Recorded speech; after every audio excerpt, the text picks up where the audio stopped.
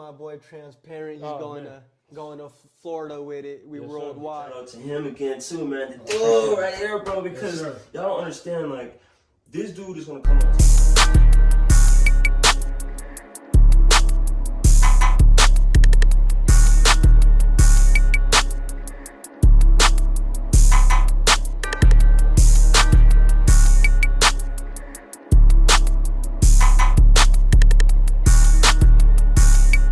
Really trying to do this, like y'all gotta hit him up too. Y'all got businesses going on, like he'll for sure put you on the podcast for sure. Everybody go follow transparent_podcast_co. Hello everyone, welcome to yet another episode of Transparent Podcast. I have a very, very special guest with us today, a very, very special podcast planned as well. Goes by the well-kept chef. I'll let him introduce himself, but hey man, could you tell us your name and then where you from? Okay, yeah, my name is Derrick Lewis, and I'm originally from Tuscaloosa, Alabama, but now I'm currently living in Wesley Chapel, Florida. Cool. Well, hey, Chef, definitely appreciate you coming on the pod today. This is legendary. If you haven't guessed already, this is a chef here, my first ever. So shout out to you. Appreciate it. So just tell us a little bit, what is it, obviously, that you do, and kind of how did this all come about? Okay, so currently I have my own catering company. Okay. So I'll pull up, whether it's a private setting for just two, I can go up to, the most recent was like 80.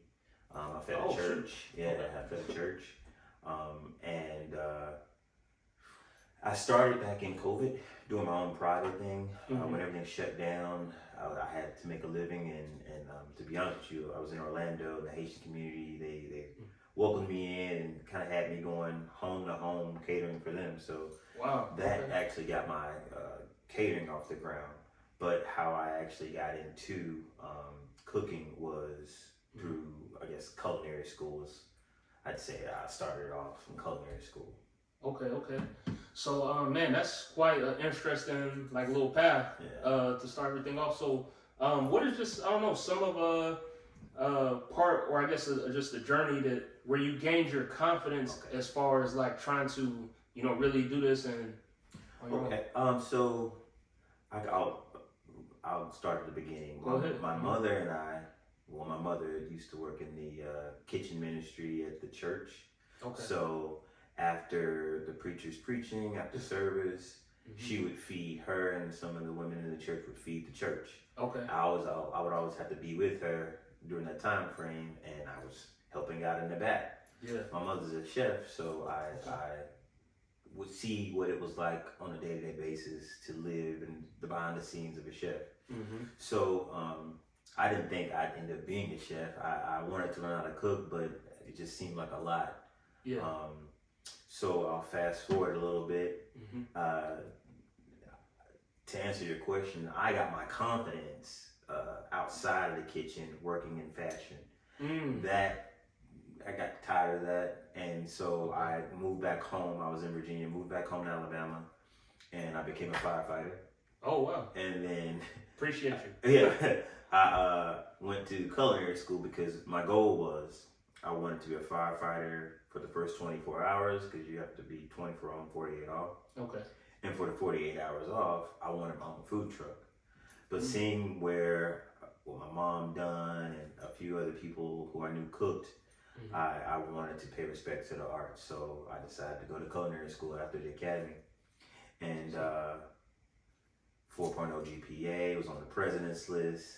Oh wow. Disney would come around and recruit certain students. And so Disney recruited me, and that's how I ended up in Florida, in Orlando from culinary school. Yeah. Wow. Okay. And so fast forward a few more years, working in a few other restaurants. It ended up starting my journey with being a caterer or a private chef. Okay. I have to confess, my confidence in the kitchen grew through time. It's not where you see the people on, competitions. I won't compete. Or at least right now I'm saying I won't compete. I have competed before, but it was privately. Okay. And I did win, but Hey, let's know. Okay. but I just I feel like I'm constantly growing, constantly a student of the game. Mm-hmm. But what gave me the confidence to actually go for my dreams, to pursue more, there was CEO of the James Beard Foundation came into a restaurant I was in. No one had prepared a special meal for him, and I was like, well, let me do it. You know what I'm saying? Shoot. Okay. So So, the CEO in the building, yeah. you're taking on that challenge head on. Yeah, I'm taking on the challenge head on. Okay. And while working my station, you know what I'm saying? So I'm working my station as well. But I'm like, yo, he's coming in, and I only know like maybe an hour or two before he gets there. Okay. And I'm going in the back and serving this up, marinating this, cooking this, and it was a very intricate meal I was doing. And when he came in, I brought it out to him. I told him I made it for him. I gave him the description of it, and I'm gonna be honest with you, that was it. I walked away. It was I didn't have a seat at the table. Yeah, nothing crazy. Nothing crazy. I walked away, and the next day he followed me on Instagram, and that led to a lot of great things, to be honest with you. So in that, when I saw where a hello can lead to many things, just walking out on faith, and trusting in God with what I'm trying to do, that was a big confidence builder. So wow, I'm still trying to grow in confidence and put away imposter syndrome or that I'm not good enough or whatever. But for sure, that helped boost my confidence. Man, that's a crazy story right there. Like, especially like you said, I can only imagine. Like you said, you already in the middle of working. Like you said, your station and everything. Right. And, about an hour or so notice, and then you know what I mean. Yeah. This a high level type. Yeah. Yeah. Something on medium too. So. Man, that's what's up, man. Appreciate it. So obviously, seemed like you touched on a little bit too. Like, I'm guessing you primarily learned to cook kind of through moms, and then kind of the experience with the Haitian community. Yeah. So my family, whether it was family reunions, whether it was family gatherings just on the weekend or after church, Sunday dinner, a lot of people in my family can cook. So I have to give a big shout out to them because I would see dishes that they would make, dishes that I would try. Even as a young kid, I might not have liked collard greens growing up, but I love collard greens now. You know what I'm saying? or like I didn't like tomatoes growing up, but I love tomatoes now. And just being around that, and I have to also give shouts out to my father who passed away, but I would see him. He taught me how to grill. He taught me how to prepare my ribs and how to cook steaks and so I feel like they taught me without teaching me how to cook. I learned along the way. Wow. But when it comes to other cuisines, that's something that I just studied. I wanted to dive into other cultures. I wanted to just envelop and respect, like I said, respect the art and respect the craft. And no way am I the best of anything. Like I said, I try to be a student of the game. Always learning. Yeah, always learning and paying homage to whatever cultural cuisine or dish that I'm trying to learn. That's respect. That's respect. Definitely, just from you saying that, and respect to your father and everything, for just pouring into you, and like you said, maybe they was teaching you stuff without you even really knowing. You just soaking it up because you around it every day. So it might be people that came up with parents that didn't really cook or was always fast food every time. Never really seen nothing. So that's definitely just something that you can always have with you. And exactly. Respect. I wanted to ask you too, do you feel, or when do you think was like your, and maybe you kind of hinted on it a little bit, but like your main breaking out moment, or I don't know if you even have another breakout moment once after the, with the CEO where you was like, you know what, I got this on lock. I'm still learning, but I can really do this. I would say, I think maybe two instances. Okay. One was before that CEO dish, and one was after. Okay. So the one before I kind of got bogged down being in the kitchen, you know. Having anxiety and panic attacks in the kitchen is real, you know. There are some kitchens where you face trauma, you know, where the chef is in your ear, very demanding, is very meticulous, and that can make you feel a certain way, you know. So what I did was I decided to start back with the basics of what I loved about cooking, and that was learning. And so I would volunteer with children at the Emerald Lagasse Kitchen in Orlando. It's called Edible Education Experience. Wow. So I started volunteering there, and that was seed to table. So after volunteering for a certain period of time, they asked me to become a preferred caterer with them. Oh, okay. As being a preferred caterer, people can rent out that space. It's a beautiful garden kitchen. You know, there's a beautiful space there. Okay. So the United States Tennis Association recommended me to be their chef, and that was like my first, I'd say, big client, big deal. Yeah, big deal. And once I got them, I was like, man, you know, ain't that bad. You know what I'm saying? like, yeah. You know, they you gotta be good. You gotta be good. Yeah, you know, at least good enough for them. You know, exactly. So that was a good confidence builder. That was, you know, like, all right, I'm not too bad.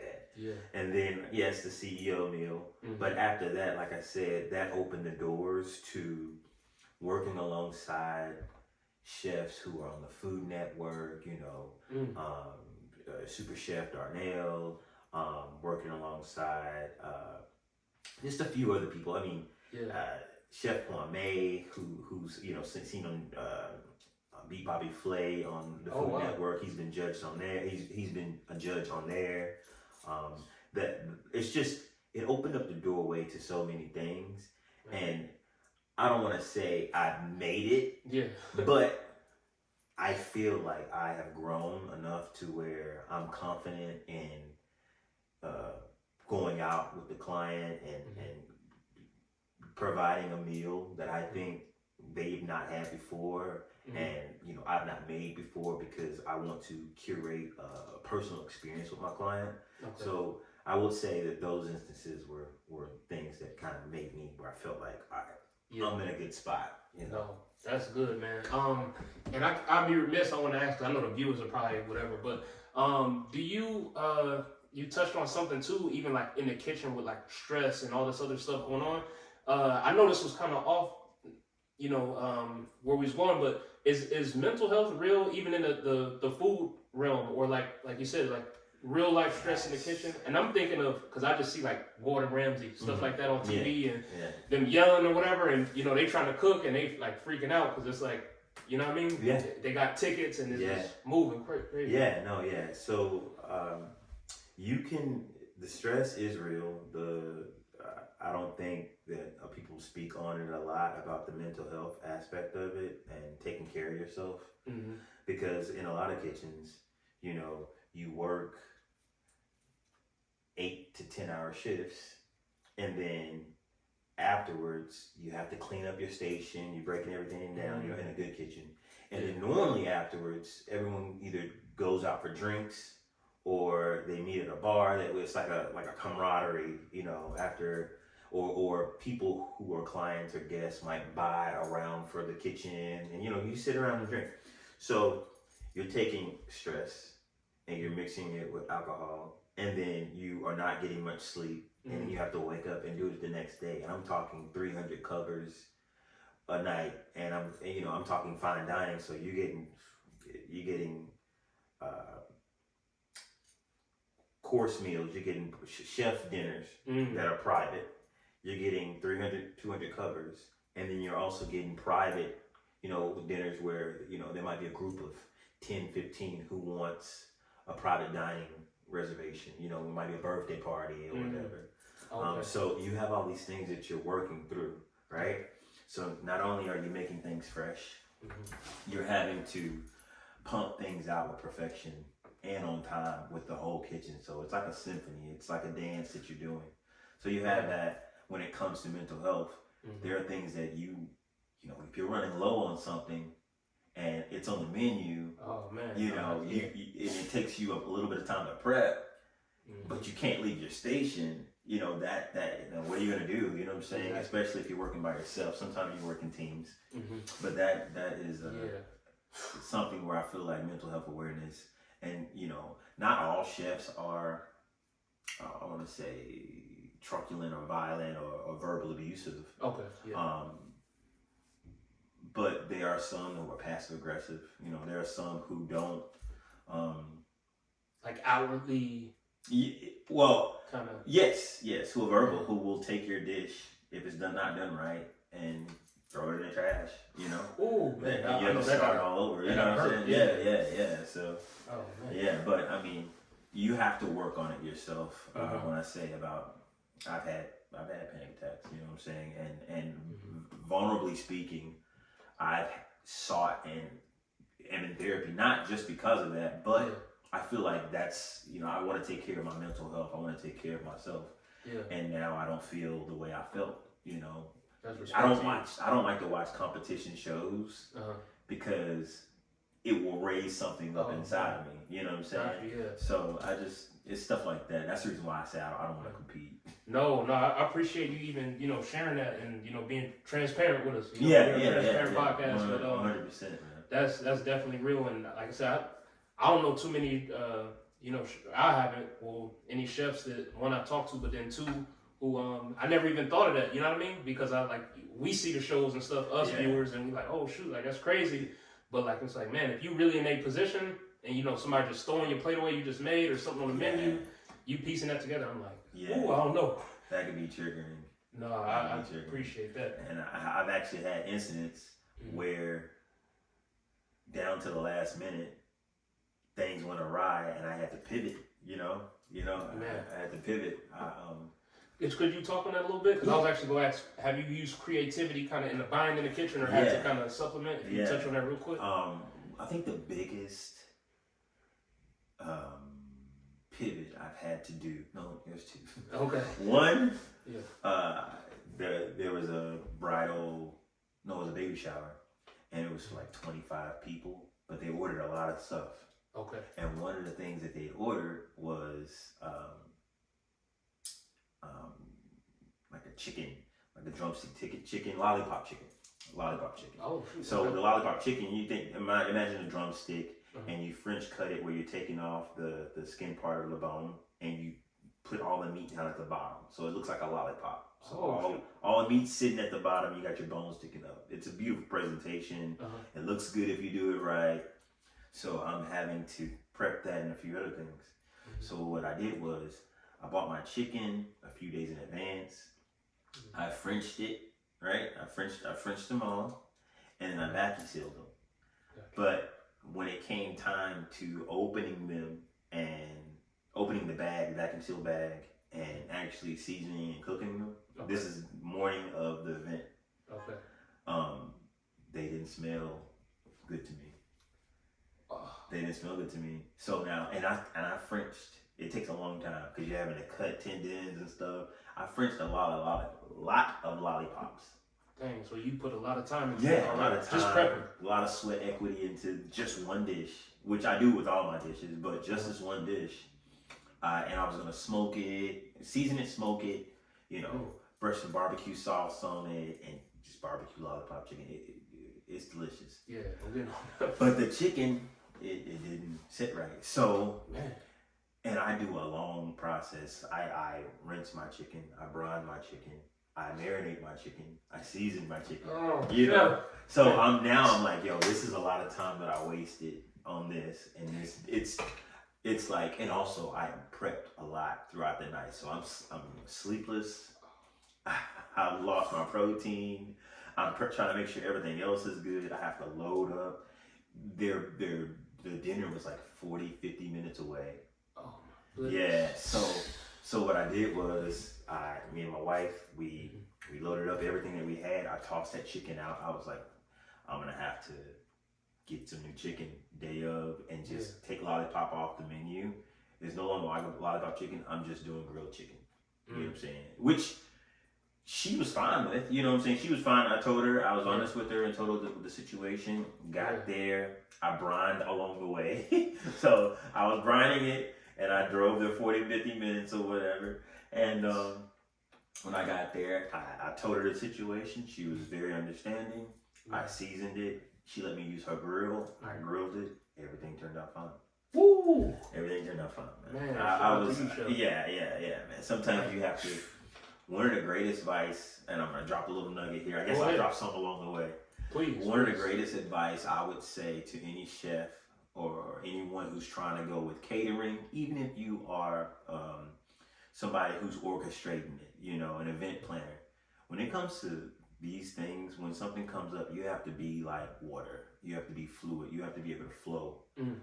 Otherwise, you're gonna be under anxiety. You're gonna panic. You're gonna maybe say something or do something out of anger when there are guests who are ready to have a good time. You can't come in there stressing and panicking. Being mindful still. Yeah, you have to be mindful about it. So I'd say that's one gem for sure. Be like water.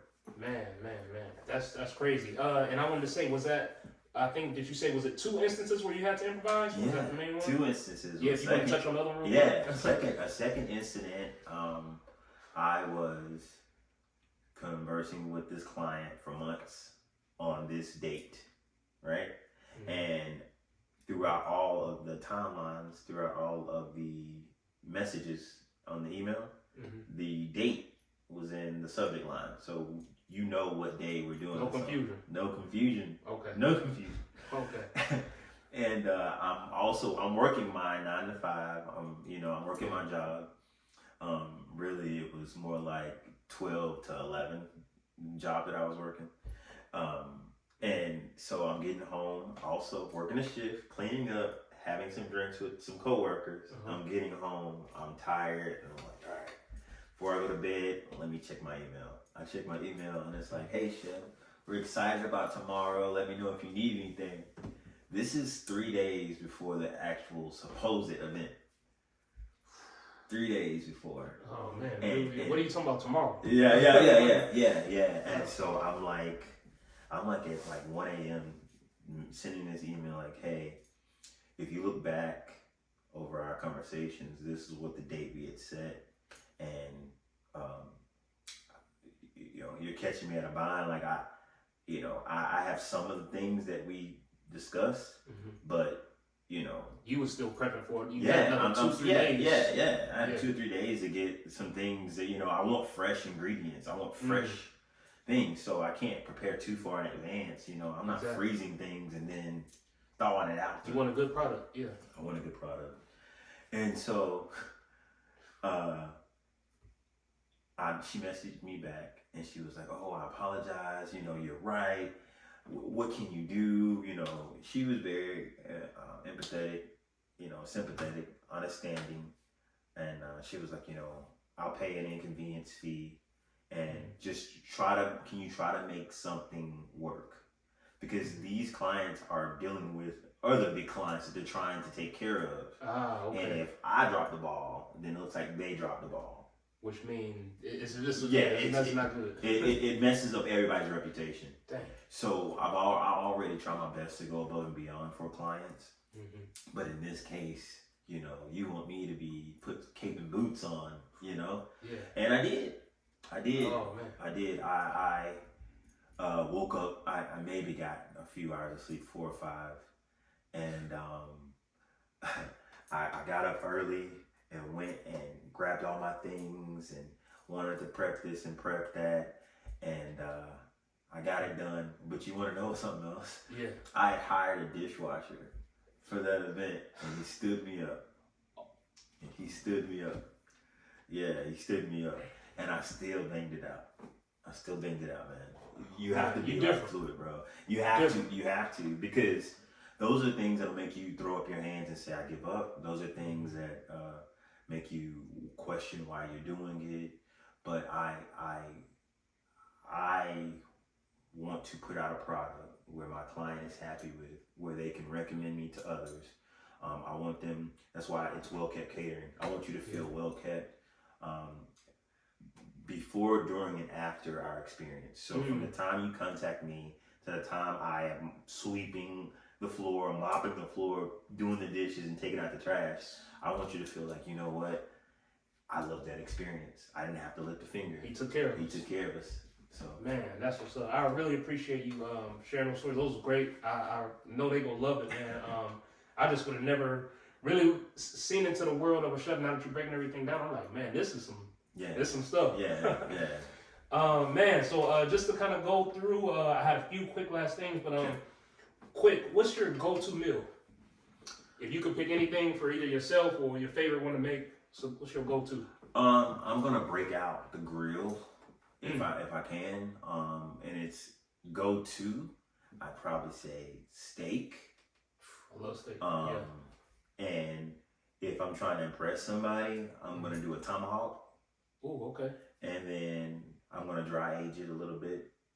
And then I'd also do, like, I have to have a sauce. So it's either gonna be like a steak Diane sauce, a blue cheese fondue, or like, you know, chimichurri, some type of sauce to set it off and make you feel like, oh my goodness. And if I don't do a sauce, I'm definitely doing a herb butter. Like, I'm doing a herb butter with garlic in it. Man, okay. Yeah, you know some stuff. You know some stuff, Chef. Hey, some stuff is out of my, but no, that sounds good. Do you have a favorite chef, or if not a favorite chef, or do you have a favorite restaurant, or both? Yes. So if I had to put out a favorite restaurant, outside of Florida, there's a restaurant in New Orleans called Saffron Nola. Okay. I love that restaurant. Saffron. It's a very, very great restaurant, and you're getting great customer service, amazing food, amazing dishes, and I speak highly of it. Another one I would say maybe in Virginia, Richmond, Virginia. Okay. It's called Croaker Spot. Croaker Spot. What I love from them, Croaker Spot, spelled with a K, Kroaker. What I love from them is, like, if it's seafood, and it's almost Cajun too. It's Cajun. If you go in there for, let's say, a fish boat, you have 1 piece, 2 piece, or 3 piece, right? Okay. What's not spoken about on the menu is if you order a 1 piece, they give you 2 piece. If you order a 2 piece, they give you 3 piece. You know what I'm saying? I love that about them because it's like they're giving you more. Second gym I'll give. That's another motto I would say for any chef or anybody coming up. Give more than what the client expects. That's the difference between 4-star and 5-star. That's something I try to thrive for too. Wow. You know, give them a little bit more than what they expect. They'll keep coming back for more. And I do have to give a shout out to a chef. Go ahead. Chef John Orphis. He's in Tennessee. He's my first chef that I worked under. JONORFIECE. He is an amazing chef. Taught me quite a bit. I actually chopped it up with him today. That's what's up. He is someone who I admire his perseverance. He taught me how to work hard. You can't outwork him in the kitchen. He's running the kitchen. He'll jump on the dish. He'll jump on your station. He'll work your station better than you will, you know? Oh, and he built like that. Yeah, he built like that. So a lot of some of the techniques and some of the things that I had gotten and learned came from him. So I have to give him a shout out. Shout out. That's what's up. Man, Chef. I'm trying to keep it going, but quick question. Yeah. And this is just kind of fun, really, but who do you think cooks better, men or women? Women. Women. I think women cook better. You see a lot of men on the cooking shows, I feel like, but I have to say women, only because there's some things in a dish that I feel as though only a woman can put in a dish. Not to say that men are heartless or emotionless, but I just feel like there are some intentionality. There are some things that women just envelop from grandma hands. You know what I'm saying? You don't hear a dish. You don't hear people talking about in the kitchen, grandpa hands. No, you hear grandma hands. You know what I'm saying? You hear grandma. Yeah. And I feel like that trickles down, you know, I was raised by my mother and my grandmother on both sides. And I was able to pick up dishes. There are things that you get from just being around a woman in the dishes that you can't get from a man. And I pride myself on trying to cook or being a chef or being someone who cooks. But I will sit. Oh, also, I've worked in a kitchen where all women, and they just ran that kitchen immaculately, you know. Wow. And I take my hats off. Yeah, I take my hats off to them. So anybody ask me, I'm gonna say women cook better than men. So. Oh man, hey, that's how you know we're keeping it a book. Yeah, we're keeping it transparent with y'all. For sure. Love it. So lastly, any upcoming goals, like personal goals, business goals, and or any upcoming events that you got planned, or big things like that, or both? Just what's coming up? Yes. So I recently purchased a new grill. I have quite a few grills, but I purchased a big boy. Okay. And I want to start doing barbecue pop-ups. Ooh, okay. So I want to just, give you a few days notice, letting you know, hey, this is where I'm going to be. I'm going to pop up. Okay. And you're getting brisket, you're getting pulled pork, you're getting beef ribs, pork ribs, you're getting straight off the grill. You're getting straight off the grill, And that's one of the goals I want to do. I am soon to also Dipping Spoon is a group that I'm soon to be working with in Alaska. We're going to be doing some mentorship there. Wow. And I'll be traveling with them hopefully at the end of March. And shout out to Charity Blanchett. She's the CEO and founder of Dipping Spoon. Okay, shout out to you. Yeah, I want to shout her out. For sure. And I also, some goals that I really want to do outside of that is I want to give back. I want to do some teaching. I've been doing pasta classes, and I do want to do more teaching. Okay. I feel like a teacher learns twice. And so that's something that I want to do. Wow, beautifully put, man. And two, where can people either follow you, book with you? Where can they find you? They say, hey, I like this chef. I like the pod. I want to check them out. Follow his content. Where's all your plugins, links, whatever? Okay. So my catering company is Well Kept Catering. My Instagram is @thewellkeptchef. My website is www.thewellkeptchef.com. And you can Google me for my results. You'll see me there. And yeah, that's our Facebook at Well Kept Catering. And my name is Chef Derrick Lewis. That's DerrickLewis. Boom. Man, well, we really appreciate that, Chef. Thank you for taking time out of your busy schedule. Come talk with us today. My first chef. This is legendary. Oh, yeah. So transparent. Go check this out. This gonna be something special. But to all the viewers out there, we want to thank you for tuning in and watching yet another episode of Transparent Podcast. And we'll see you guys later. Thanks for having me, man. Peace.